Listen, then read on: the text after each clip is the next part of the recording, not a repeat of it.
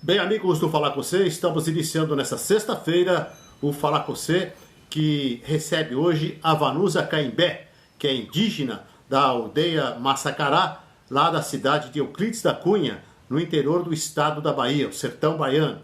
Ela reside atualmente em Guarulhos, aqui no estado de São Paulo, na aldeia multiétnica Filhos dessa Terra. Vanusa é técnica em enfermagem e também assistente social. E é a primeira indígena a tomar vacina Coronavac aqui no país. Fato ocorrido no dia 17 de janeiro de 2021. Hoje nós vamos conversar com ela, vamos falar um pouquinho sobre a vida na sua aldeia, a vida nas aldeias lá da Bahia, falar um pouquinho da espiritualidade do seu povo, vamos falar um pouquinho das tradições das aldeias e dos povos indígenas. Eu acho que é importante não apenas falar sobre a vacina, mas falar também da sua vida universitária, dos preconceitos que existem ainda no país contra o povo indígena. É isso aí, é esse o Falar com Você dessa sexta-feira. Vanusa Caimbé, boa noite ao Falar com Você dessa sexta-feira do Jornal dos Romeiros. Seja bem-vinda. Boa noite, Vladimir. Obrigada pelo convite. Boa noite a todos que estão assistindo. É um prazer estar aqui falando com vocês. Legal. Bom, hoje a gente vai falar então com a Vanusa Caimbé. Vanusa, você é nordestina, nascida lá na aldeia de Massaracá, no município de Euclides da Cunha, que é o interior do estado da Bahia. E eu queria perguntar para você o seguinte: fica ali entre as bacias do rio Itapicuru e Vaza Barris, é ali próximo da terra do Conselheiro ou não? Sim, só falando a pronúncia da minha aldeia, é a aldeia Massacará. Nome Massacará. indígena é um Massacará. pouquinho difícil. Isso, é a aldeia Massacará, pertence ao município de Euclides da Cunha. A minha aldeia é uma das mais antigas do Brasil. A nossa aldeia ela foi fundada em 1600. Então, E fica mesmo próximo a Antônio Conselheiro, a Canudos. Nós, indígenas, Caimbé, lutamos na Guerra de Canudos, sim, perdemos muitos parentes na Guerra de Canudos. Então, fica naquela região mesmo, região sofrida, sertão da Bahia. então, aliás, essa pergunta que eu ia te fazer, justamente pela proximidade, eu queria saber se vocês efetivamente participaram de Canudos, né, da Guerra de Canudos, que foi uma guerra muito importante dentro do contexto de reivindicação dele, né? Que eu acho que o nome dele ainda, do conselheiro, é muito grande aí, não é ainda, não? Sim, é muito grande. Eu tenho um irmão que ele mora, porque fica a divisa, né? Canudos e Euclides da Cunha. Eu tenho um irmão que mora no território de Canudos, ele trabalha lá, a cultura, também conta a cultura dos povos indígenas e a cultura do Antônio Conselheiro, da Guerra de Canudos. Então, a gente tem assim, um elo de ligação muito forte com Canudos. Legal. O Vanusa, eu queria te perguntar uma coisa. A aldeia de vocês, como você acabou de relatar, é uma das mais antigas do Brasil, dista lá de 1600 e pouco, era da época dos jesuítas, não é? Mas eu queria saber o seguinte: o espaço territorial era muito mais extenso do que agora. E a gente sabe, pela história, que ele foi usurpado durante muitos anos, os moradores foram explorados e até serviram de mão de obra semi-escrava. Eu queria perguntar para você se isso é verdadeiro. Isso é verdadeiro, sim. As melhores terras lá eram dos fazendeiros, lá também tem engenho de cana, de açúcar, de rapadura.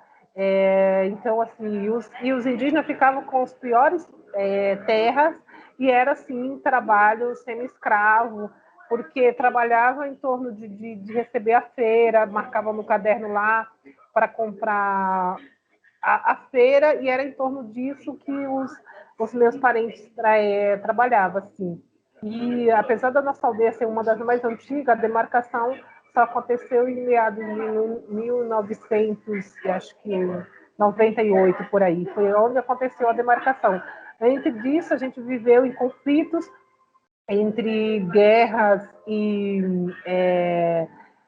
tem uma questão que até hoje não fomos recebidos, porque os fazendeiros entraram no nosso território e acabou com a nossa lavoura, com o nosso plantio de feijão, de abóbora, tudo que nós tínhamos plantado, eles destruíram com o trator.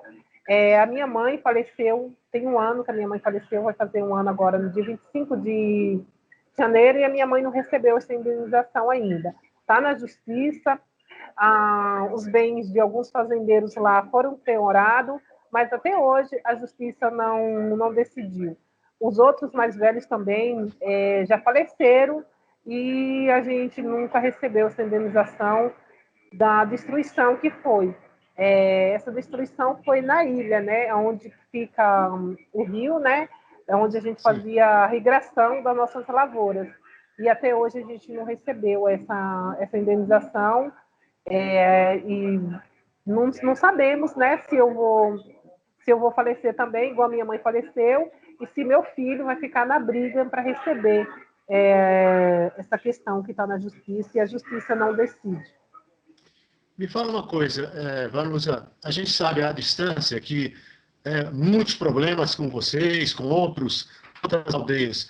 Como é que fica a FUNAI aí? Como é que está a FUNAI? Como é que vocês estão olhando? O que a FUNAI está fazendo em benefício, né, das aldeias indígenas? Sobretudo nessa região, na região norte e nordeste do Brasil. Olha, nos últimos anos houve a politicagem na FUNAI, né? Então só fica na FUNAI aqueles profissionais que são anti-indigenistas, que são contra os indígenas. Quando a gente tem um funcionário da FUNAI, um servidor que defende a causa indígena, que luta pela causa indígena, ele logo é transferido. Ou mesmo assassinado, né? Que houve no Amazonas, né? Um servidor que foi morto porque ele interferia, né? Então, assim, sempre é um sacotamento, é um órgão que está lá, mas não cumpre a sua função, né? Que eles estão lá para ser contra a população indígena. Então, muito se faz, mas lá na Bahia a gente não tem isso de maus profissionais. É porque não tem recurso, se corta verba e eles não conseguem fazer o papel que tem que fazer, né? Então, a gente vive, e não é agora desse governo. Muitos governos, entra governo e sai governo, e a nossa luta com a FUNAI, com a saúde, é muito grande, porque nunca se tem verba, nunca se pode, o que se reconhece que é terra indígena, mas não se faz a demarcação, e assim, a gente vive em guerra há 520 anos, não é da agora que a gente luta, 520 anos que a gente luta por demarcação, por saúde, por educação, e a nossa briga é constante, nós vivemos em guerra 24 horas, e os órgãos que é para nos defender, muitas vezes são contra a nós, né? Quantas famílias moram na aldeia hoje? Eu quero saber quantas famílias moram hoje na sua aldeia, na Bahia? Hoje, na minha aldeia, são 300 famílias, transformando isso em número de pessoas, são 1.200 pessoas. Tá. Bom, como é que é o contato hoje, o Vanusa? Esse contato com a natureza, as ervas, cuidar da mãe terra, como é que vocês trabalham isso? Mantém essa tradição? Porque a gente sabe que isso vem lá de trás, né? Eu queria saber se vocês ainda continuam, qual é o contato, como é que vocês trabalham isso? Então, para nós, cada povo indígena tem uma cultura diferente, né? Sim, Nós somos sim. 305 povos, mas o que nós temos em comum é o amor e o respeito à terra. Para a gente, a terra é a nossa mãe. Por isso que a gente não vende a terra. Por isso que a gente não precisa ter a escritura da terra igual o homem branco, que precisa ter o documento da terra, precisa ter a escritura da terra. Não. A terra para a gente é a nossa mãe. Da terra a gente tem respeito, a gente tira o nosso sustento, a gente cultiva. Aí muitos dizem que os indígenas são preguiçosos. Nós não somos preguiçosos. A gente planta na terra, e aí colhe aquela colheita, espera a terra respirar, porque a terra é vida, e dá um tempo dela para a gente depois cultivar a terra de novo, né? Então, e onde tem as nascentes, onde tem as árvores para a gente é nossa irmã. Nós chamamos as árvores de nossa irmã. Então, a gente não derruba a árvore, a não ser quando está colocando a nossa vida em risco, que vai cair em cima da nossa cabeça, da nossa casa, mas a gente não destrói a terra. A gente tem um respeito muito grande pela terra e pelas árvores que para nós são nossas irmãs. Para a gente, as árvores elas têm vida própria. E através da árvore que vem o ar que a gente respira, que vem a chuva, entendeu? Então, assim, a gente precisa viver em harmonia entre a terra, os seres vivos e as árvores. Então, todos os povos indígenas têm esse respeito e o nosso povo não é diferente. E lá na nossa aldeia também não é diferente. Só que nossa aldeia ainda tem muitas partes que foram desmatadas por os antigos fazendeiros que eram donos da terra e eles cometeram os desmatamento. Mas a gente, aos poucos, a gente vem reflorestando, né?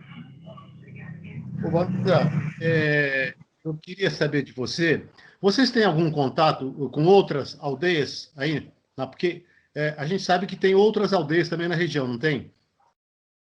Temos. Para nós, os indígenas, nós tratamos como os parentes. Então, nós temos nossos parentes, que são muito próximos, que são os Piriri, que fica no município de Bonzaê, e também temos os indígenas que vivem na Mirandela, né? Então, assim, também são o Quiriri, são duas aldeias. E nessa aldeia também do Bonzaê tem os Mirgaro para lá também, que são os Tuxás. Então, ali a gente tem dois povos indígenas que somos parentes e que nós chamamos, além de parente, de irmão, porque também houve uma divisão. Muitos caimbés são casados com os Quiriri. Então, assim, muitos caimbés são caimbé e são Quiriri ao mesmo tempo, porque tem as duas etnias, porque se casaram, e então a gente tem um grande respeito pelo todos os povos indígenas, mas a gente tem uma ligação especial com os Quiriri. Fala uma coisa, alimentação, qual é a base da alimentação de vocês hoje lá na aldeia de vocês, lá na Bahia? Então, assim, a gente cultiva muito a mandioca, né? A mandioca é uma fonte de alimentação que a gente faz que para muitos aqui é a tapioca, para a gente é biju, biju, a farinha, que nós fazemos os pirão, e nós também cozinhamos a mandioca, que para lá a gente chama de aipim. A gente come muito, e batata doce, abóbora. A gente come abóbora tanto na comida, no feijão, como a gente come abóbora com leite. Porque lá também a gente tem o cultivo não de gado para vender. A gente tem algumas vaquinhas, né? Eu tenho um tio que tem uma vaca, eu tenho um irmão que tem uma vaca, uma só, não é muito, a gente não tem criação de gado. E a gente come abóbora com leite no café da manhã, no jantar. Então, a gente a base da nossa alimentação é essa. E o cuscuz. Toda casa de nós lá, os caimbé, tem cuscuz, ou no almoço, ou no café, ou no jantar. A gente come cuscuz uma vez por dia. Então, essa é a nossa maior alimentação.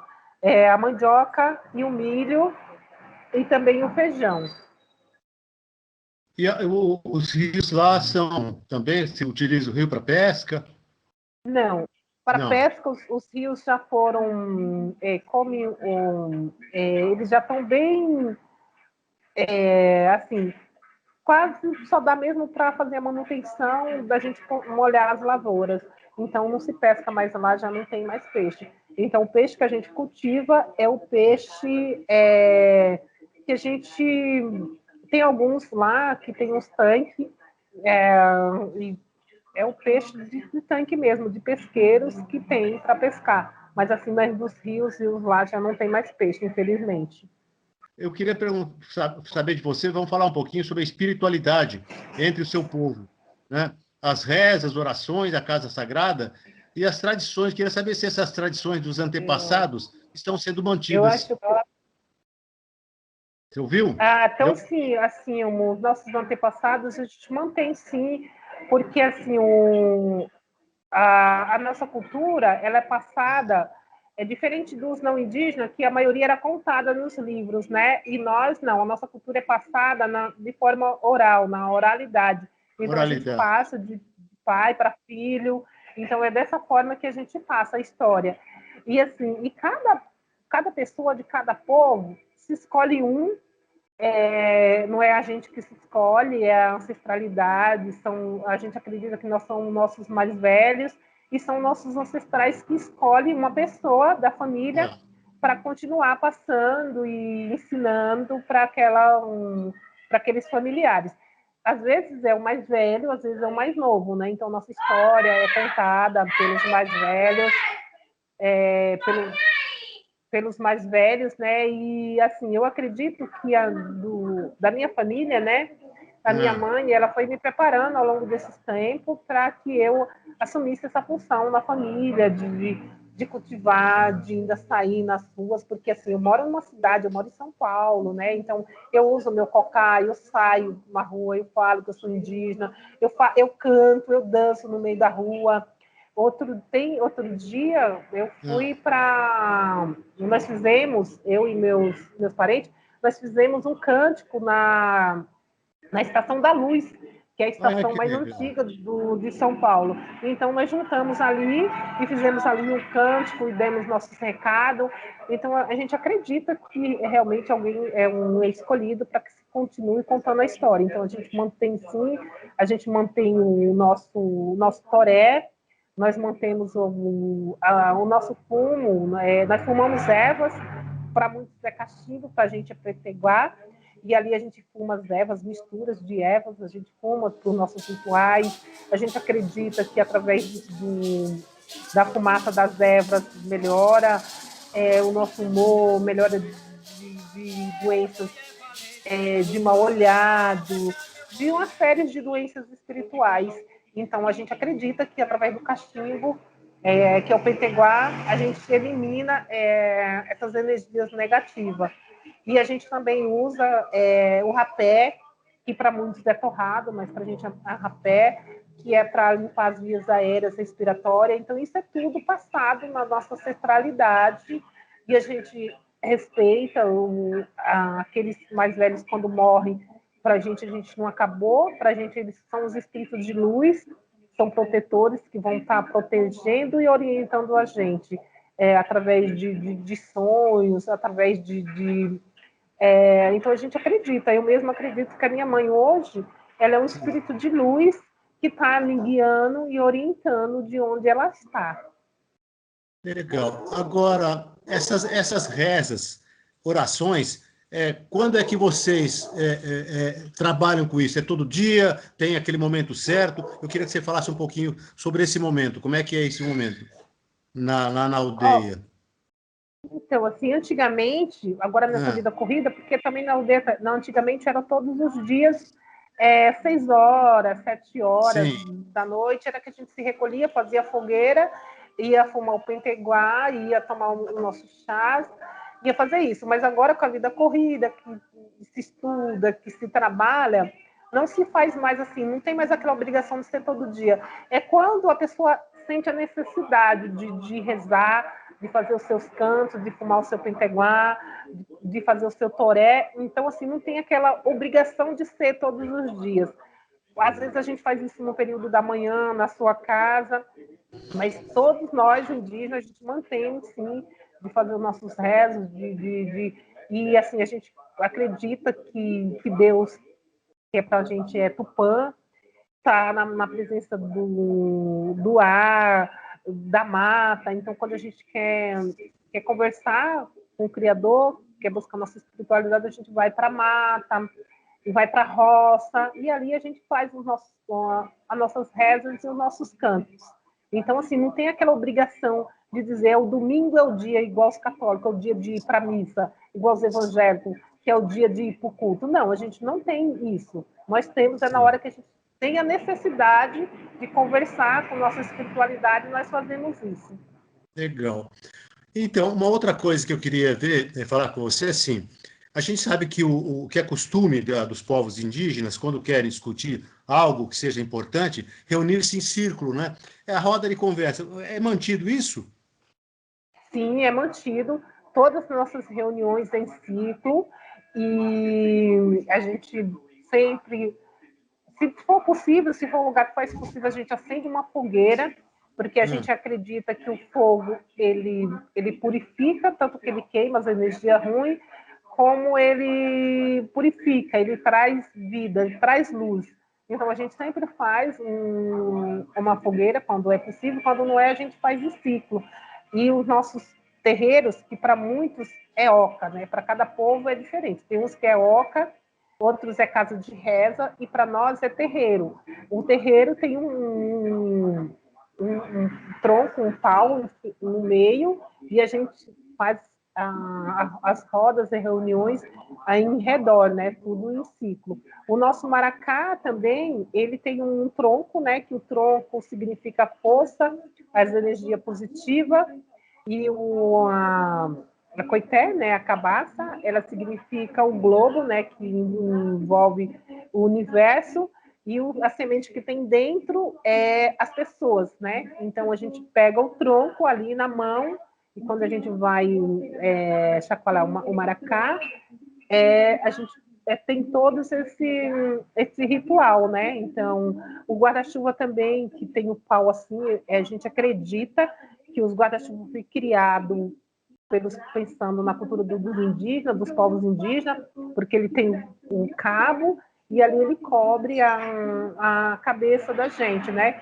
Então, as ocas, elas são construídas do formato de um guarda-chuva. Então, a gente acredita, mesmo aqueles que não gostam da população indígena, eles vivem usando a nossa ciência, usando nossos conhecimentos, e nem têm consciência disso, que eles usam nossos conhecimentos para se proteger do sol, da chuva, e nem tem consciência disso, né? Vanusa, qual que é a cidade mais próxima da aldeia de vocês? E vocês, o seu povo mantém contato com essa cidade? Como é que há algum intercâmbio, não ou não? Como é que é isso? Olha, a nossa aldeia Massacará, lá, o município pertence ao município de Euclides da Cunha. Sim, sim. Era para ser, no Massacará, por ser mais velho do que Euclides da Cunha, que antigamente não era Euclides da Cunha, era Cumbe, lá era para ser a cidade, né? Mas aí, porque existia muitos indígenas, muitos conflitos, resolveram se fazer Euclides da Cunha. A gente faz as nossas feiras lá no município de Euclides da Cunha, e tem um outro município que também que é próximo, né? Que é Tucano e Canudos também se vai para Canudos, e Ribeira de Pombal também, que é os Sim. municípios mais próximos, né? Dali da redondeza, e que a gente transita entre esses municípios. Então, uma coisa que eu tenho curiosidade de saber também, por exemplo, nessas cidades, as diretorias de educação, secretarias de educação de cada cidade, eles levam, por exemplo, os alunos para conhecer as aldeias, para ter esse contato, para até mostrar a verdadeira, a realidade da vida dos indígenas, ou não tem isso, ou não existe isso? Não, não existe, não existe, eles não levam, a Secretaria de Saúde não levam, mas aí quando no mês de abril, eles chamam os alunos indígenas para vir fazer as apresentações nas cidades, né? Ah, tá. Então, na cidade de Euclides, vai os indígenas do Massacará. Em Ribeira de Pombal, como os indígenas da Mirandela são mais próximos, vão da Mirandela para o município de Pombal. Então, eles chamam a gente para ir lá, desfila nas ruas, 7 de setembro, e também no mês de abril. Então, essas duas vezes do ano, tem os festivos que os indígenas vão lá e faz essa conversa.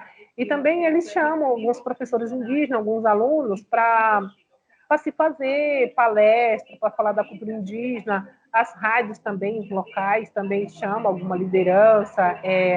Lá no município, lá na nossa aldeia, tem um cacique Flávio, que é vereador, já está no segundo mandato, então a gente tem sim uma proximidade com o município, né? Mas assim, poderia ser mais, eles poderiam levar os alunos nas aldeias, Sim. mas eu não tenho conhecimento se já foi alguma vez, não. Então, você falou falando em escolaridade, dentro da aldeia existe uma escola, não existe? Eu queria saber de você é, até que grau que vai, como é que o pessoal vai, quem que dá aula, enfim, como é que é isso dentro da aldeia?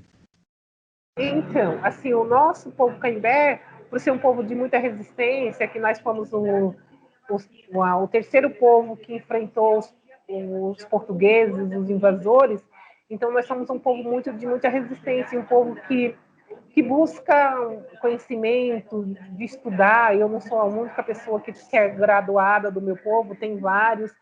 E lá na nossa aldeia, a maioria dos funcionários são todos indígenas. Antigamente não era, mas a gente veio lutando para isso, porque antigamente, por isso que nós não falamos mais a nossa língua, o nosso dialeto, porque se cortava a língua da gente quando se falava, e os professores, os funcionários eram todos brancos e se proibia que se falasse o dialeto. Então a gente só sabe falar algumas palavras, nós não falamos mais a nossa língua, né? Porque foi proibido.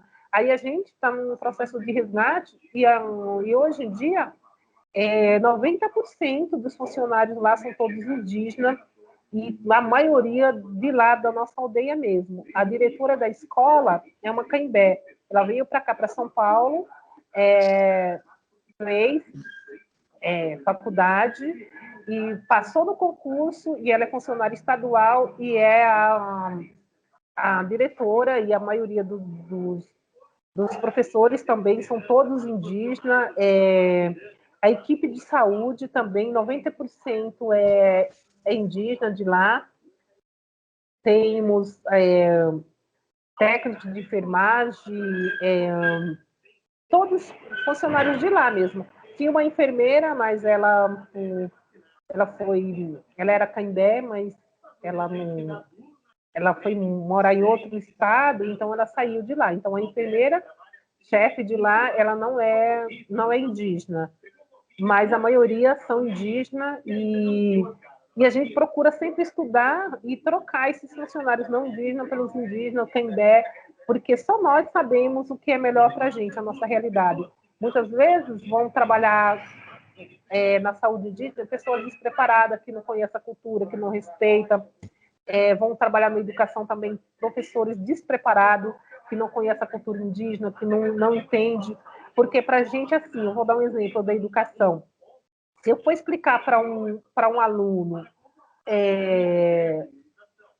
o rio, eu vou explicar tudo que tem ali em redor do rio. Eu vou explicar o significado do rio, eu vou explicar Sim. o que é a água, eu vou explicar o que tem em redor dele, eu vou explicar o porquê que tem que manter a preservação, que não pode poluir. Então, a gente explica tudo. O verde, a gente vai explicar o verde, a gente vai explicar o vermelho, a gente vai explicar de onde veio o vermelho, a mistura das cores. Então, a gente não só diz o vermelho, o azul, o amarelo, não, a gente explica tudo. E os não indígenas não têm uma educação dessa forma. Então, por isso que a maioria dos professores são indígenas, a maioria dos profissionais da saúde são indígenas e indígenas do nosso local. Claro, quando não tem um profissional qualificado, capacitado para assumir aquela função, se contrata um outro não indígena, mas lá na nossa aldeia, não. A preferência é para os indígenas.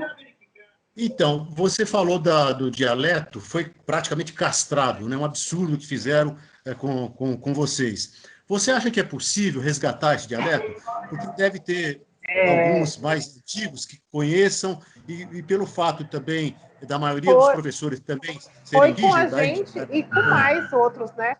sim. Porque Então, você cada acha que povo, ele tinha um dialeto diferente, né? ah, você acha que vai ser Cada povo tinha possível resgatar o dialeto de vocês aí, do Caimbé? E assim, não totalmente 100%, mas algumas palavras tem como, porque tem alguns dos povos que falavam a mesma língua da gente, porque a nossa origem do povo Caimbé, que nós estamos lá, que a gente tem registro desde 1600, nós éramos tudo próximo, a nossa origem era do rio, ali no Rio São Francisco, né? Era onde a gente existia, era no Rio São Francisco. Quando chegaram as invasões, aí foi que a gente foi migrando pela mata, pelos rios, e nós viemos parar na invasão no território lá de Massacará. Então, nós éramos próximo do povo que somos até hoje, dos Piriri, nós éramos próximo também dos Funiô, era tudo ali perto, a divisa de Bahia, Pernambuco, então a gente dominava ali, migrava aquelas regiões, porque a gente antes não ficava parado em uma aldeia só, a gente mudava de um local para outro, próximo dos rios, e com isso a gente tem como resgatar, sim, através desses povos que ainda falam o dialeto, né? Porque os Funiô ainda falam o dialeto, e os Quiriri também, muitos deles ainda têm mais algumas palavras do que o nosso povo, né? Que foram, infelizmente, cortado as línguas para que não falasse. Mas eu não me sinto menos indígena, porque eu não falo totalmente um dialeto indígena. Para mim é um motivo que, mesmo com toda essa violência, a gente resistiu e nós estamos aqui se assumindo como indígena e preservando a nossa cultura. Então, ao longo dos anos, eu ouvi até de uns parentes indígenas, se aquele que não mantém o dialeto dele, ele não é indígena. Eu falei, não, é nós que não mantemos o nosso dialeto porque cortaram a nossa língua. É a marca da violência. Eu trago na voz a marca da violência que meu povo sofreu e mesmo assim eu estou aqui. Então eu sou a prova da resistência viva, da preservação da espécie humana e a gente luta todos os dias para nos manter vivos. Então eu não tenho vergonha nenhuma de só conhecer algumas palavras do meu povo e não conhecer todas, né? Verdade. Bom, eu estou conversando com a Vanusa Caimbé. Vanusa, a participação da mulher na comunidade indígena, eu queria que você falasse um pouquinho sobre isso, porque a gente percebe assim, que ultimamente a mulher tem conquistado muito espaço, né? Mesmo ainda que não é o absoluto, mas ela está conquistando espaço.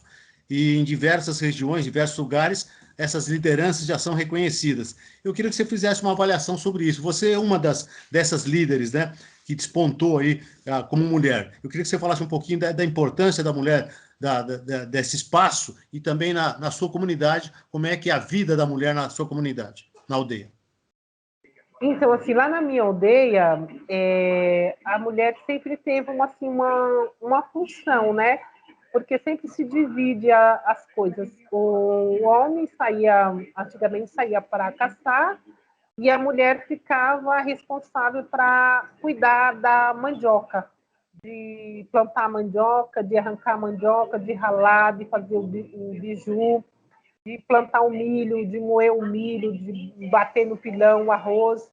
Então, assim, se tinha uma função. O homem era caçar, porque ia mais para o mato, para o rio, e caçar tatu, esses animais que se comiam, né? Então, tinha essa Sim. função. E quando se saía para se fazer essas reuniões, eu lembro da minha mãe, né? Que minha mãe morreu agora com 81 anos, e minha mãe ia para as reuniões, né? Entendeu? Então, assim, nunca teve muita discriminação que a mulher não podia. A mulher estava ali com o homem, só que o homem mais que era liderança, que saía, mas era porque também as condições eram mais difíceis, andava a cavalo, muito a pé, e a mulher tinha que amamentar a criança, e se ela fosse, ela tinha que levar a criança, porque nós, como povos indígenas, a gente não costuma deixar, tipo, a criança com a tia, com a avó, não, é Sim. obrigação da mãe. Então, a mãe que amamenta, do pai, ela tinha que levar. Então, como a mulher tinha criança, o bebê para amamentar, então o homem, ele podia sair sem a mulher. Então, era por isso que os homens eram mais em liderança antigamente. Agora, nesses últimos anos, a mulher começou a estudar mais do que os homens, porque em todas as culturas as mulheres estão mais à linha de frente para estudar, têm mais paciência com os livros, então as mulheres estudam mais do que os homens. Então, disso das mulheres estudar mais do que os homens, surgiu as mulheres como liderança. Mas nós, mulheres, nós nunca quisemos estar à frente dos homens. A gente quer estar lado a lado.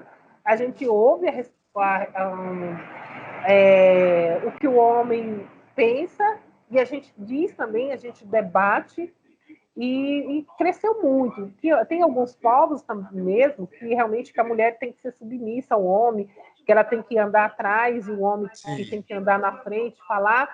Mas é pouquíssimos povos que ainda faz dessa forma, né? Mas o nosso povo, Canindé e a maioria dos indígenas do Nordeste não tem essa cultura de que a mulher tem que ser submissa ao homem, não. A gente não quer ser mais do que um homem, a gente quer ser igual, pensar, discutir, respeito. Eu nunca sofri um assédio, eu nunca sofri uma violência, porque também eu sempre fui muito assim, durona mesmo, de enfrentar, de debater, mas a gente não permite violência contra a mulher, a gente não permite violência sexual,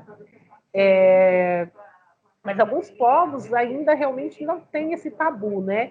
Aqui mesmo em São Paulo nós fizemos o segundo encontro internacional das mulheres indígenas, onde eu era uma das coordenadoras, e eu que fiquei responsável de falar com essas outras parentes que vieram do mundo inteiro, do Brasil inteiro, sobre não aceitar violência física, violência sexual. Quando a mulher disser que não quer ter relação sexual, pode ser indígena, pode ser, ela tem que ser respeitada. O corpo da mulher pertence a ela, não pertence ao homem. Então, foi falado isso, fui eu que fiquei com essa função, e falar realmente de denunciar o companheiro de violência física, de violência verbal, de todo tipo de violência. Então, nós debatemos isso e nós combatemos todo tipo de violência e nós não aceitamos violência nenhuma, né, contra o nosso corpo. Nós fizemos a primeira marcha das mulheres, que foi em 2000, Brasília, 2019, onde o tema era nosso corpo, nossa alma e nosso espírito. Que nós somos donos do nosso corpo, da nossa alma e do nosso espírito. Que o nosso corpo é inviolável, que ninguém tem o direito de nos violar o nosso corpo. E assim fomos aceitas pelos homens. Claro que alguns homens, eu senti um pouquinho de machismo deles, porque nós estávamos numa luta para arrumar recurso para ter o primeiro encontro das mulheres indígenas, a Marcha das Mulheres Indígenas em Brasília, e eles marcaram uma luta por educação, por saúde, e foram uma semana antes da gente. Então, isso tirou recurso de alguns parceiros que ia patrocinar a nossa ida para Brasília, mas mesmo assim a gente bateu o pé e nós não desistimos e teve a primeira marcha das mulheres em Brasília, que foi na mesma semana da Marcha das Margaridas, e assim, eles tiveram que aceitar, porque nós estamos aí e nós vamos ocupar os espaços na política, nas universidades, em todo lugar. Nós, mulheres indígenas, vamos ser o que nós quisermos ser. Se a gente também quiser só ser parteira, mãe dentro de casa, é um direito da mulher, isso também vai ser respeitado. Nenhuma mãe, nenhum pai indígena vai dizer para sua filha, não, você tem que ser doutora, você tem que ser professora, você tem que ser assistente social. Se ela dizer assim, mãe, eu só quero ser uma dona de casa, eu só quero cuidar dos meus filhos, eu só quero ser parteira, eu só quero cuidar da minha tradição, da minha cultura, a gente respeita e a mulher é respeitada, a mulher indígena é respeitada, ela não é forçada a nada e a gente vem trabalhando para que isso não aconteça. Muito bom, hein? Excelente esclarecimento que você deu aí. Muito importante isso. O Vanusa, a gente sabe do avanço tecnológico, é uma coisa real, todo mundo sabe disso, é muito pontual. Como é que o povo indígena trabalha, né, com essa transição, sem perder de vista as suas tradições? Como é que funciona isso? Olha, eu tenho uma dificuldade imensa com a tecnologia. Eu digo que eu sou da época do papel, da caneta. Eu, por exemplo, se eu for escrever um texto, primeiro eu tenho que pegar o papel, a caneta e escrever, e depois que eu vou chegar num computador, e vou digitar. No celular também. Primeiro eu escrevo no papel para depois eu transcrever. Mas hoje os jovens indígenas, eles não têm essa dificuldade, mais dificuldade eu, né, que já estou com 50 anos, eu que tenho essa dificuldade de tecnologia. Mas hoje as criancinhas indígenas, elas falam, elas até conversam no seu dialeto, e tem grupos de WhatsApp, e usa tecnologia. O meu filho, hoje, ele está fazendo faculdade na PUC, ele está fazendo design, né? Design Legal. da interação. Então, ele está desenvolvendo soft vai colocar a cultura indígena e faz bonecos. Então, para essa geração indígena, não tem problema nenhum. Eles mantêm a cultura, mas eles sabem lidar muito bem com a tecnologia. Eu não sei muito, né? Eu tenho sérias dificuldades. Quando eu fui fazer meu TCC, eu coloquei lá uma dedicatória para minha sobrinha, que a informática para mim foi difícil, e eu só cheguei lá porque ela me deu algumas dicas, porque senão eu tinha tido muita dificuldade. Mas a gente mexe. E assim, a gente não é menos indígena porque a gente tem um smartphone, porque a gente tem um carro, porque a gente está na cidade. Isso não está, porque ser indígena é cultura, é ancestralidade, é um pertencimento.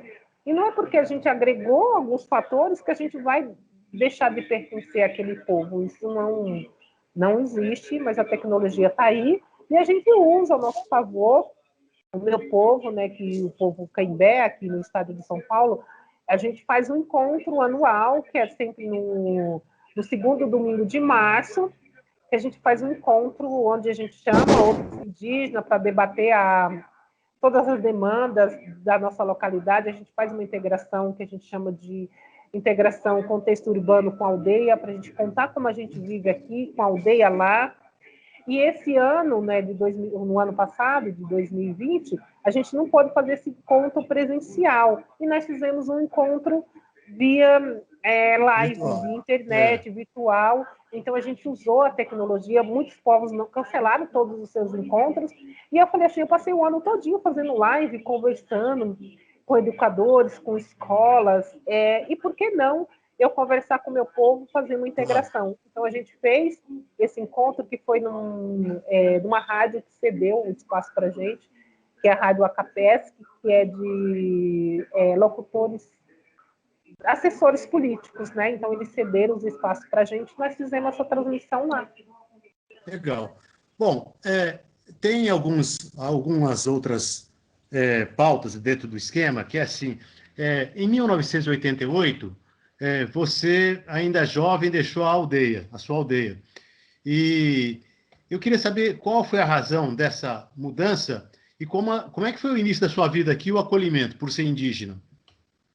Então, assim, eu acredito muito que é determinação dos nossos ancestrais, que são os nossos ancestrais, os nossos parentes, que escolhem uma determinada pessoa e vai preparando ela ao longo da vida para que ela venha representar o povo dentro da aldeia ou fora da aldeia. Eu, quando eu era criança, quando eu tinha uns 5 anos de idade, minha mãe me levou no médico e o médico disse que eu precisava fazer uma cirurgia da garganta. Ele falou, vai, eu vou internar ela para fazer. Aí eu senti assim, eu falei, esse médico vai cortar minha garganta sem ter que fazer um exame nem nada, eu vou sair correndo. Eu fugi do hospital. Eu, com 5 anos de idade, eu fugi do hospital.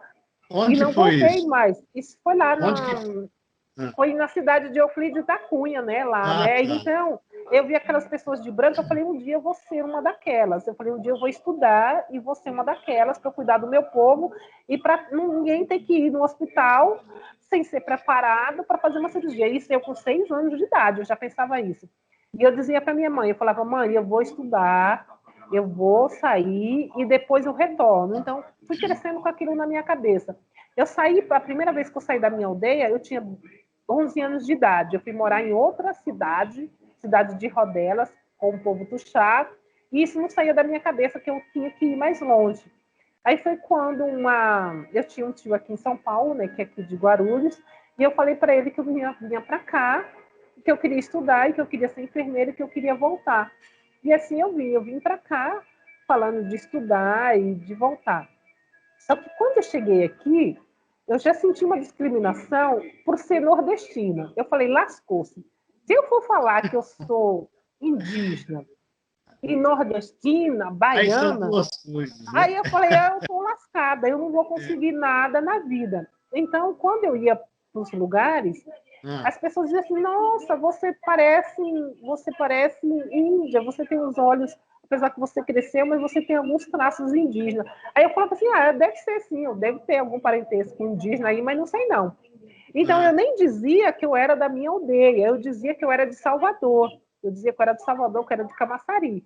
Só que chega uma hora que a sua ancestralidade vai te chamando.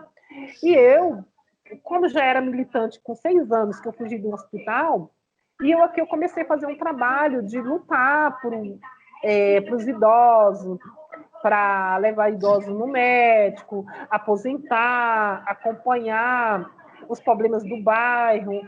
Então, eu fui fazendo a minha militância. Então, assim, aí eu fui conselheira de saúde, no posto de saúde, então eu fui fazendo um trabalho.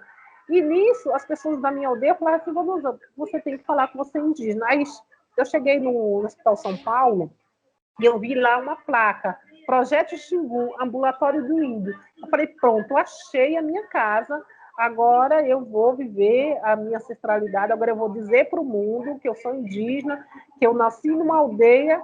Então foi aí que eu fui fazendo o resgate, que eu fui me assumindo realmente que eu era indígena. A gente fazia os nossos encontros aqui em São Paulo, mas era reservado, só entre a gente. A gente se reunia, fazia os nossos toré, na casa de alguém, fazia as reuniões, mas era escondido, a gente não dizia para os outros. Aí a gente começou a falar para todo mundo que nós era indígena mesmo, que nós vinhamos da aldeia, e aí foi que a gente foi se movimentando e foi conhecendo outros indígenas, e eu fiz o técnico de enfermagem, fui trabalhar na saúde indígena, e aí começou mesmo a minha militância de verdade, porque antes eu fazia escondido, porque eu tinha medo, né, já era discriminada por ser nordestina, ainda dizer que é nordestina e indígena. O pessoal só É, dizia que só tinha indígena no Xingu. E aí, mas é engraçado, né, Vanusa? Porque São Paulo talvez seja a capital nordestina do Brasil, tanto nordestino que tem aqui, né? E a cidade deve muito aos nordestinos, né? Aliás, uma das maiores prefeitas da cidade de São Paulo é a Luísa Erundina, não é? Que também é nordestina, não é? Então a gente tem que tirar o chapéu para a isso. Luísa Erundina, que foi uma grande prefeita em São Paulo, não é? Bom, mas falando em espiritualidade, esse cocar que você usa simboliza o quê? Simboliza alguma coisa da espiritualidade? O, o cocá, para a gente, é a ligação é, entre a terra, entre a gente e Tupã, e Deus. É o que liga a gente entre eles. Então, é através do cocá que a gente tem a nossa ligação com Deus. Então, representa isso. O cocá é a parte mais alta do nosso corpo. Então, a gente quer Sim. chegar até Tupã, até Deus, com o cocá. A gente tem uma ligação da terra com, com Deus, né? Com Tupã, para uns, muitos é Anderu. Cada povo chama de uma forma diferente, né? Mas é o mesmo, né? É Na o mesmo, verdade, é o mesmo. é o mesmo. Mas Então, é um. você, você falou em ativista, né? E defendendo o seu povo, que é uma coisa louvável, né? Isso tem atrapalhado o seu trabalho? Por exemplo, eu sei que você teve alguns problemas de demissão, não teve? Eu pergunto assim: o fato de ser ativista, como é que as pessoas te veem e como é que é o resultado de tudo isso? Falta compaixão para com o seu povo? Falta. Eu na CASAI, na Casa de Apoio à Saúde Indígena, eu sofri muito preconceito, porque lá, apesar que eu sempre fui uma pessoa cumpridora do meu horário, eu nunca me atrasei, eu nunca faltei, eu sempre cumpria todas as ordens que me davam. Eu só não cumpria a ordem quando era para destratar o meu parente, quando era para ser desumana, quando era para eu tratar ele com diferença. Então, assim, então eu não aceitava. Aí falava assim, não, mas você tem que dizer para ele que ele está errado, que ele não pode agir dessa forma. Então, eu sempre ficava do lado do meu parente do que com a chefia. Então, nisso eu tive muitos conflitos. Fui demitida, depois eu entrei no Ministério Público, fui recontratada, Aí depois foi a conta d'água, porque a gente estava numa casa insalubre, onde se faltava luva, onde a gente tinha que pedir nos hospitais luva, onde a gente tinha que pedir era medicação que não se comprava, e tanto era insalubre para nós profissionais, como era insalubre para os indígenas. Para você ter ideia, a caixa de água não era lavada, houve rato de a gente ter diarreia para beber água sem ser tratada, lâmpadas, era escuro a casa, não tinha nem lâmpada, a gente ia dar medicação para o paciente, a gente usava um celular, o chuveiro era gelado, isso, houve alguns indígenas na época do frio pegou pneumonia devido a isso, então eu denunciei isso tudo para o Ministério Público. E o Ministério Público não tomou providência. Eu fui lá em Tapiara e disse que não era. E eu peguei e fiz um relatório e mandei para o Ministério da Saúde. Só que eu mandei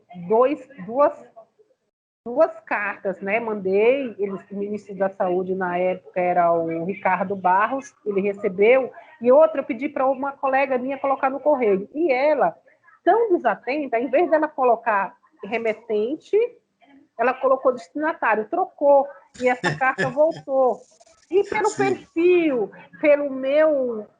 pelas coisas que eu falava, pelo meu linguajar, pelo perfil, eles me chamaram e disseram que era eu que tinha denunciado, feito aquelas denúncias.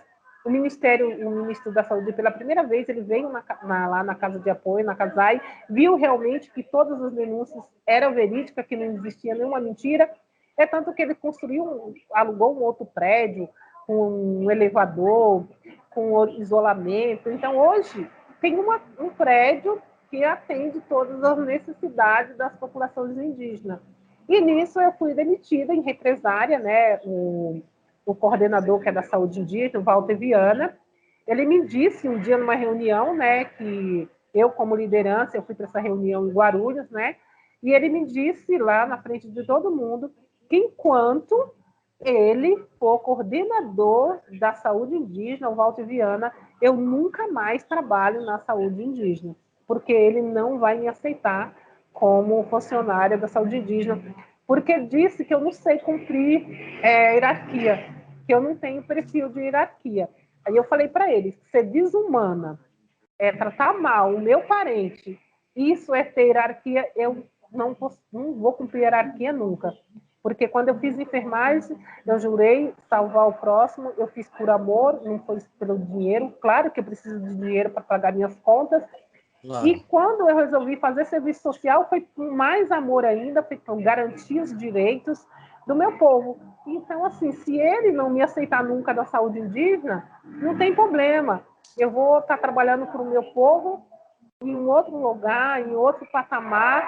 E se eu tiver que trair o meu povo, trair a minha ética, trair a minha conduta pelo emprego, não tem problema nenhum. Eu posso trabalhar de qualquer outra coisa que não vai fazer diferença na minha vida. Agora, eu não me vendo pelo emprego. Vanusa, você fez PUC, né, em São Paulo, né? Universidade. Uhum. A tese, o TCC seu foi a história da sua própria vida. O fato de ser indígena e nordestina pesaram na decisão. Como é que o pessoal reagiu ao seu TCC? Quando eu entrei lá, eu já entrei... No dia que eu fui para a faculdade, eu já sabia que o meu TCC ia ser referente às mulheres indígenas e as mulheres indígenas na liderança, entendeu? Então, eu já entrei lá, no meu primeiro dia de PUC, eu já sabia como seria o meu TCC. Veio outros pensamentos para eu fazer sobre a saúde indígena. Falaram também para falar da época da ditadura, de quantos indígenas se foi morto, quantos povos se perderam na ditadura.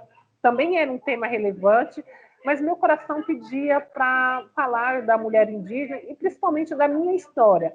Eu falei, já que eu vou falar da mulher indígena, da ascensão da mulher indígena na liderança, eu tenho que primeiro falar de mim.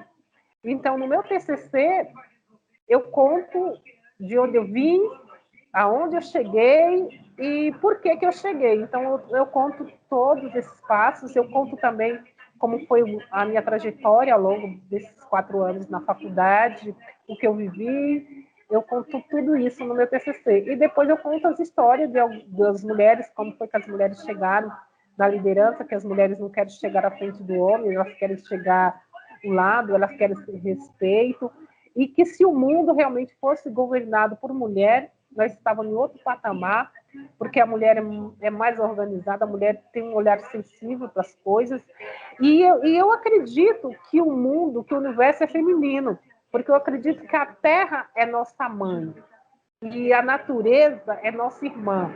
A Terra é feminina, e a natureza é feminina. Então, eu acredito realmente que o mundo é feminino e nós temos uma energia feminina que, se o mundo fosse governado por mulheres, nós estávamos com um olhar mais humano, e nós não estávamos nesse descaso, nessa pandemia, com esse desmatamento, com esse individualismo que o mundo está hoje, com esse capitalismo feroz que destrói, que mata, que exclui.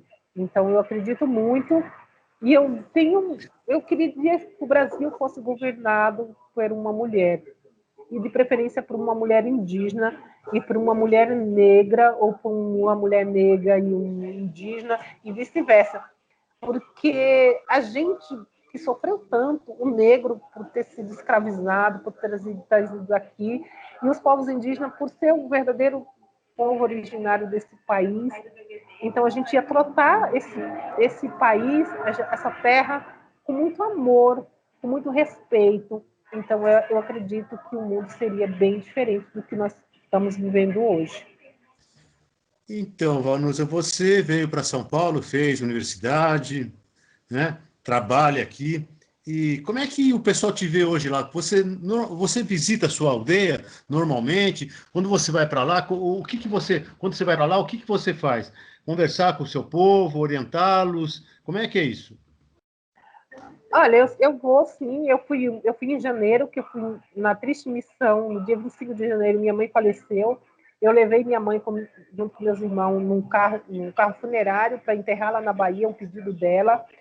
E assim, claro que muitos lá não vivem a cultura 24 horas igual eu vivo, porque tem outras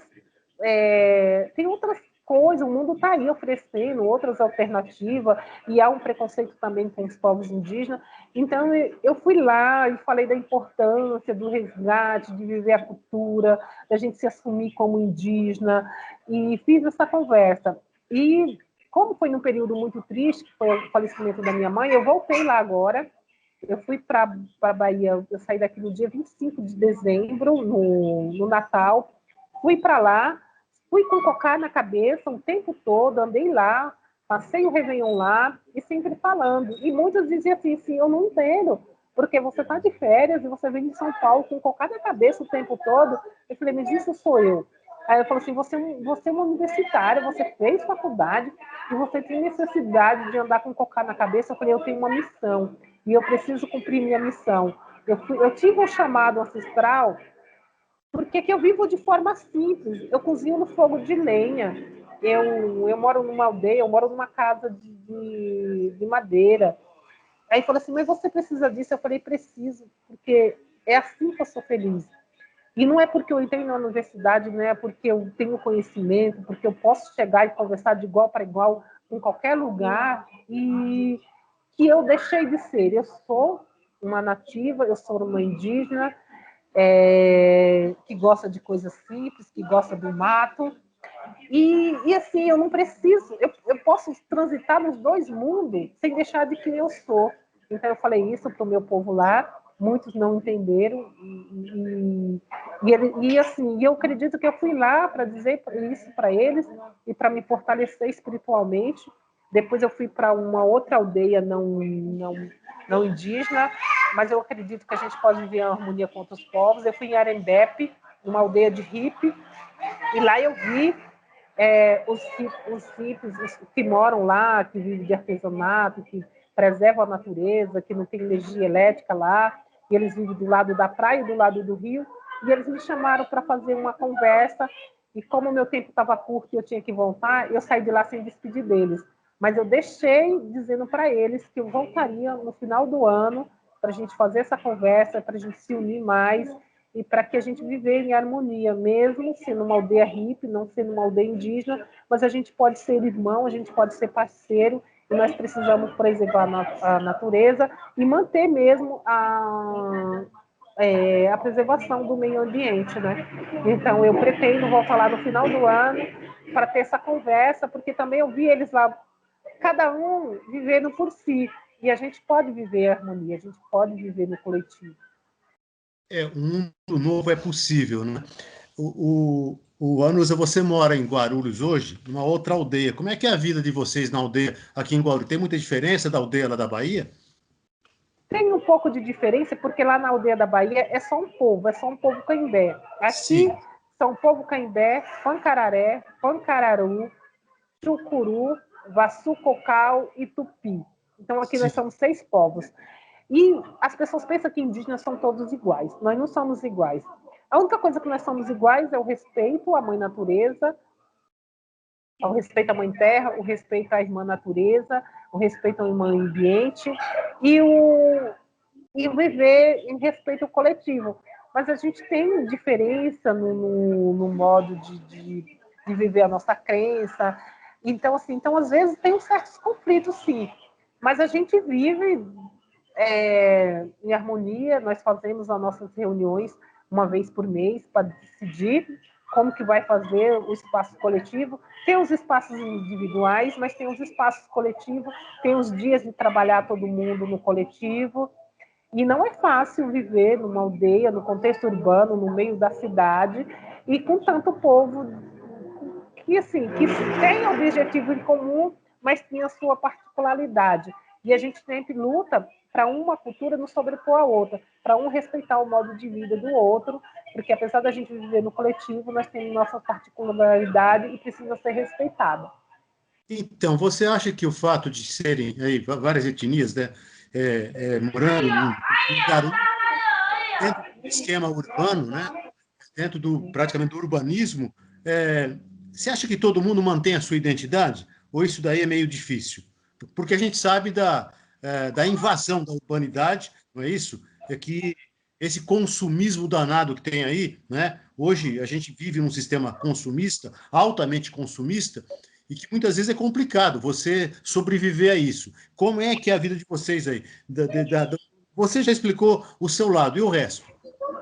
Então, assim, claro que a gente tem que entender que é uma aldeia de contexto urbano, que a gente pegou hábito também do não indígena, que a gente tem amizade com o não indígena. E, assim, a gente tem algumas reuniões para não gerar conflito. Por exemplo, nos espaços coletivos não se pode consumir bebida alcoólatra, não se pode levar o álcool nos espaços comuns. Mas na casa da pessoa, a pessoa pode tomar sua pinga, pode tomar sua cerveja, pode usar o seu som, mas nos espaços coletivos, nos espaços sagrados, não. Então, aí, assim, aí a gente mantém e a gente tem que tolerar. Eu mesmo não gosto de som, eu não gosto.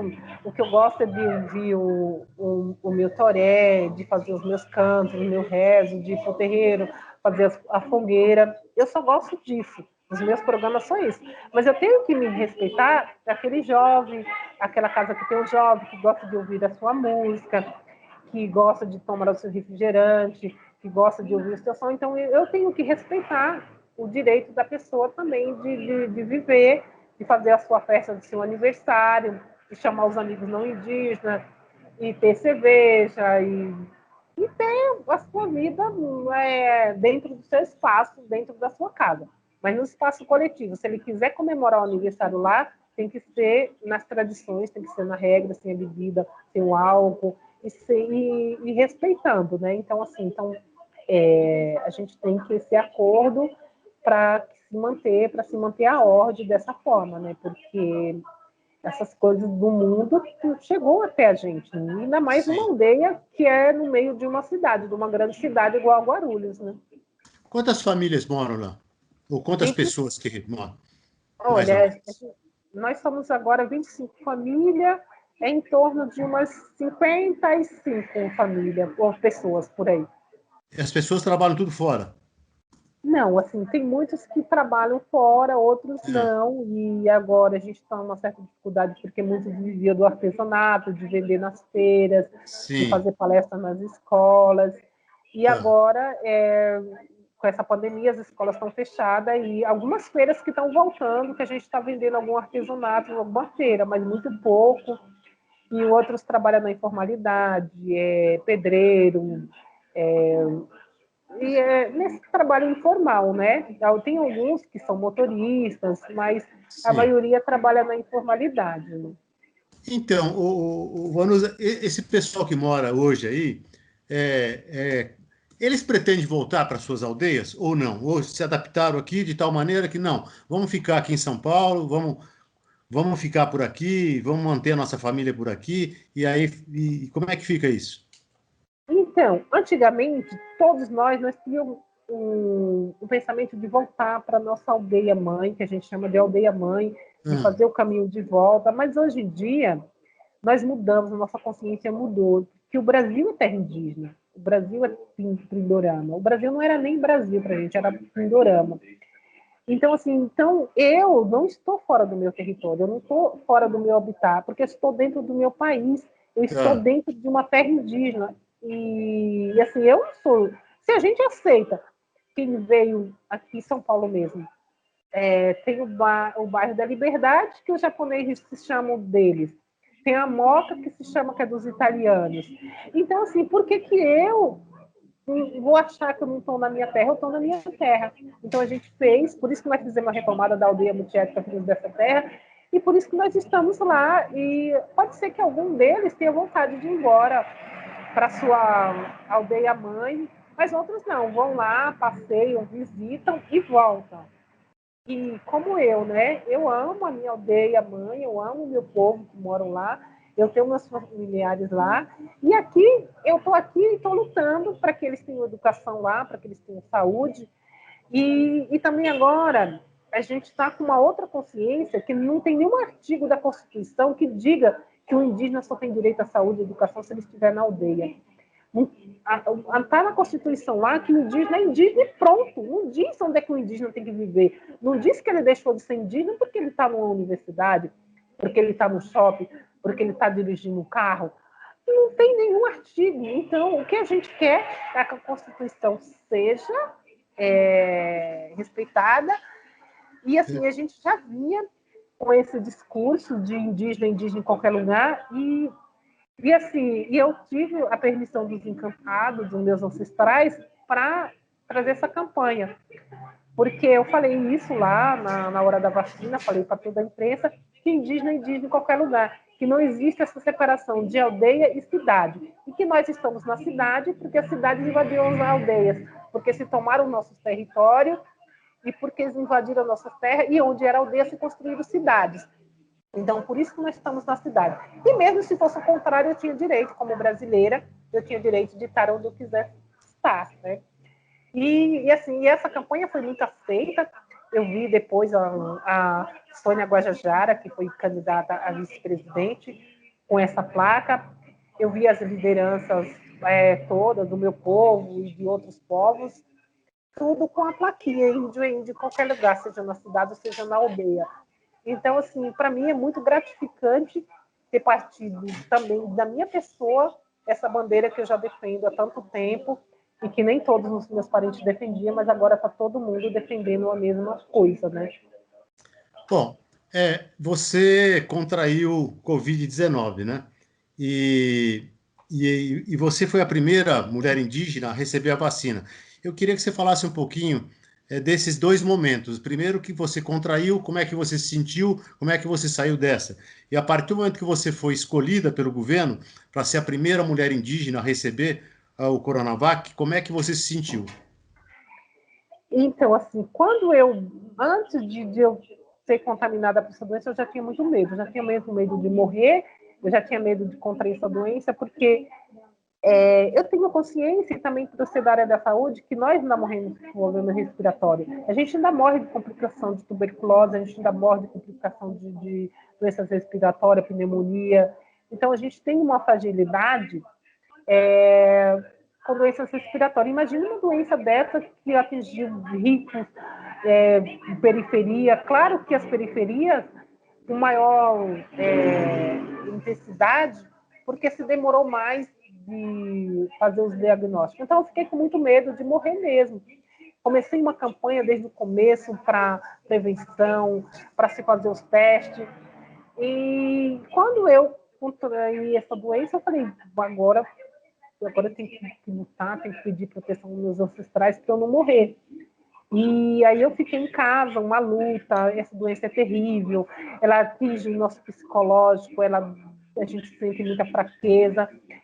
E, assim, aí quando eu passei por essa doença, quando eu fizer esses testes, que o Instituto Butantan foi lá, eu disse que eu tinha uma esperança muito que a ciência, que os encantados de luz, que os ancestrais, iam iluminar os cientistas para que eles desenvolvessem uma vacina e encontrassem um remédio para que diminuísse a mortalidade que estava acontecendo com a gente e com toda a humanidade, né?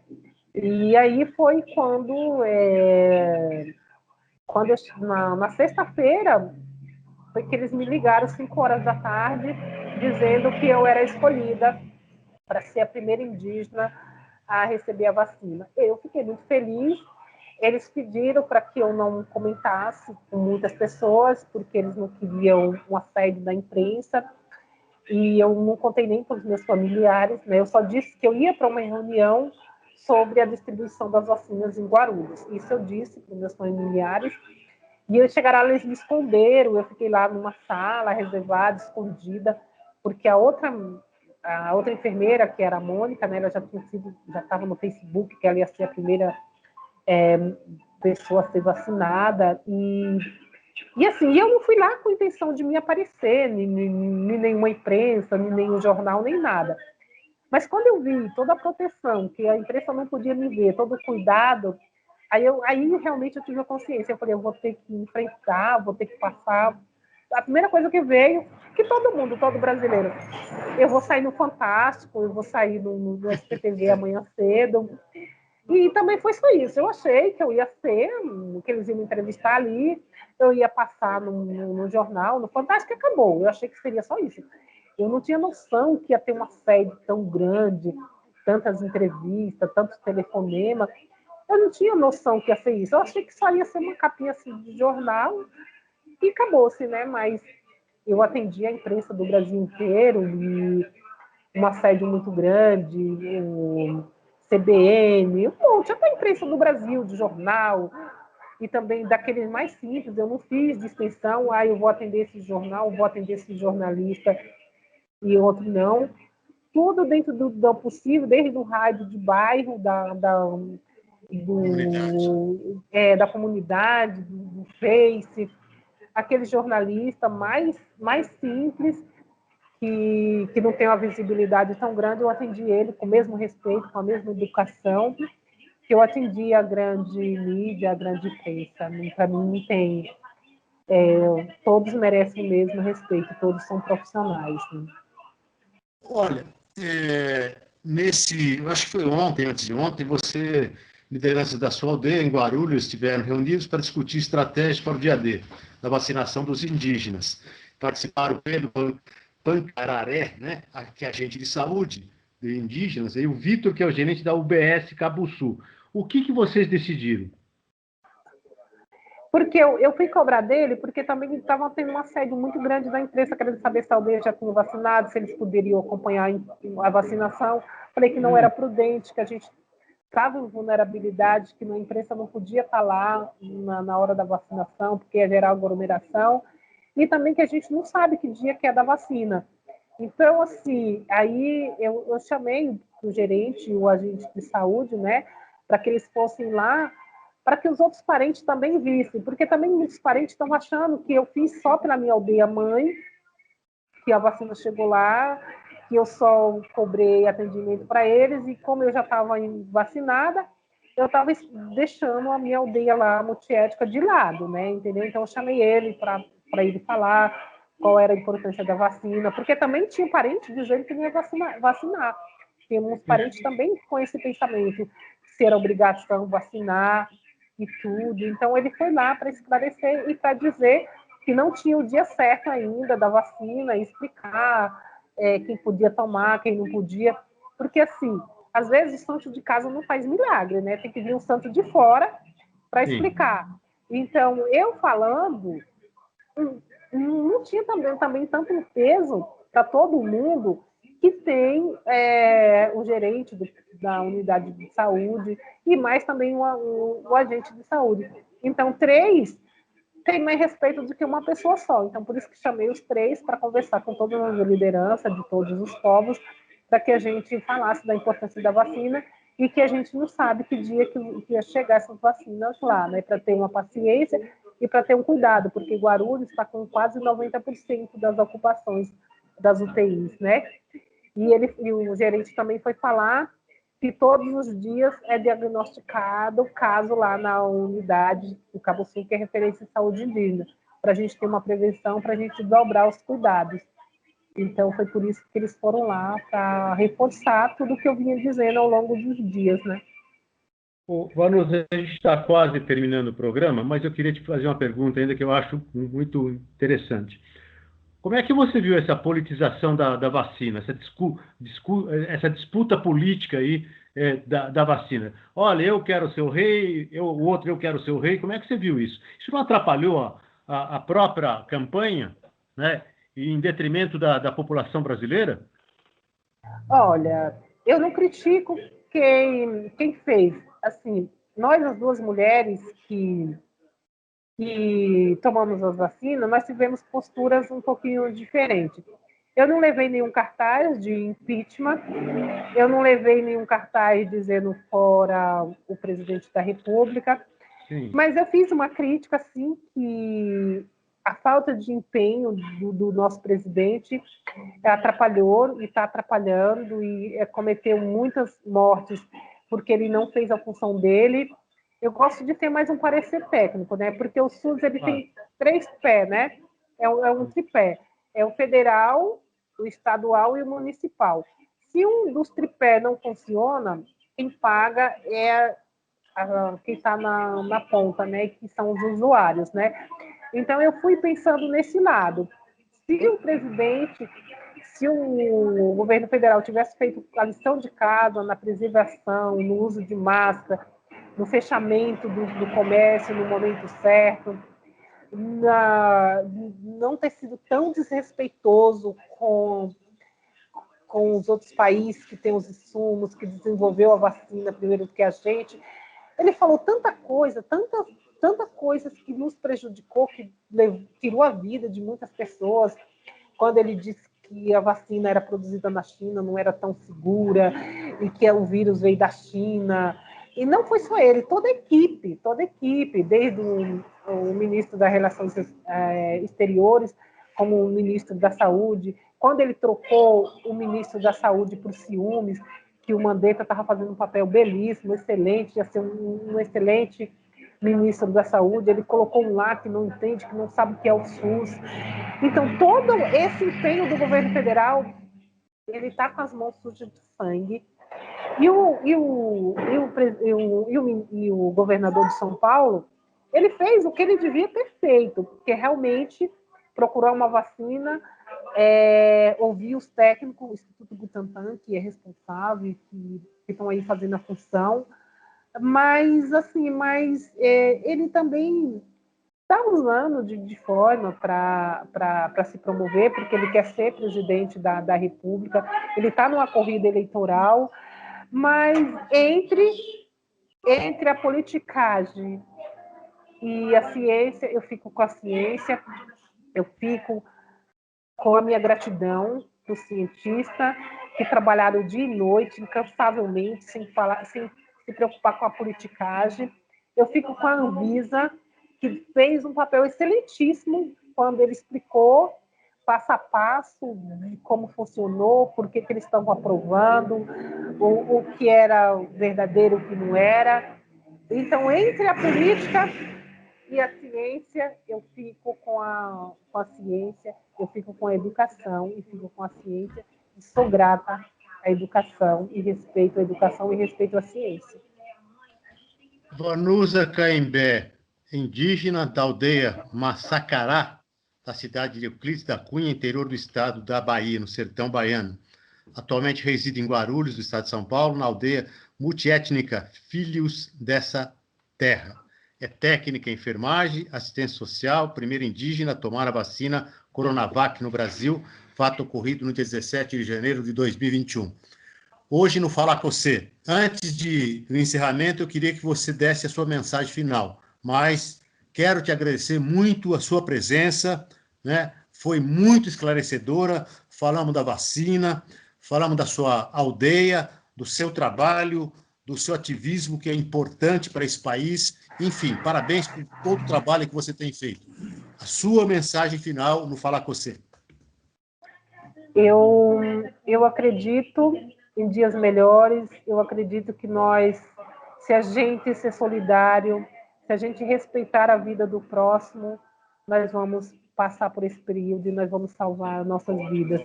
Então, o recado é vacina já para todos e vacina salva. É a única medicação eficaz nesse momento é a vacina.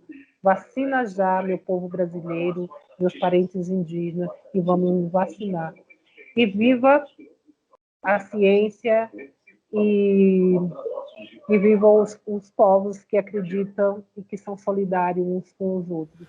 Bem, amigos do Falar com Você, infelizmente o programa Falar com Você dessa sexta-feira chegou ao seu final, mas eu acho que foi muito produtivo, foi muito legal falar com a Vanusa Caimbé, indígena, a primeira indígena brasileira a tomar a vacina, mas o mais importante é falar da aldeia dela também, da aldeia Massacará, lá no sertão da Bahia, falar dos costumes, da religiosidade, das danças, dos ritos, enfim, mostrar efetivamente a vida do povo indígena, desmistificar essa história de que, olha, como é que é a vida deles? É preciso mostrar a realidade, né? Para desmistificar um pouquinho aquilo que muita gente pensa e pensa de uma maneira errada do povo indígena. Eles são os precursores da terra, né? O contato importante deles, o respeito à mãe natureza. Isso é de sublime importância falar sobre isso. A espiritualidade, tudo isso. E ela pôde mostrar parte da vida do seu povo, da sua luta para a sobrevivência, do preconceito que existe ainda contra os indígenas, que é uma vergonha aqui no país, mas é preciso mostrar essa realidade. E o Falar com Você teve exatamente esse propósito, abrir o leque, mostrar a verdadeira aldeia, a verdadeira vida do povo indígena. Obrigado mais uma vez, Vanusa Caimbé, e que Deus continue protegendo, né, o povo indígena nesse país. O Falar com Você volta na próxima sexta-feira com mais um programa, sempre falando das coisas sociais, da nossa cultura tradicional, que é tão importante para esse país. E um detalhe importante agora, para finalizar. Cuidem-se, porque o vírus está mais forte do que nunca. Você precisa se cuidar e cuidar do seu irmão também. Grande abraço, bom final de semana e que Deus ilumine esse país. Até mais.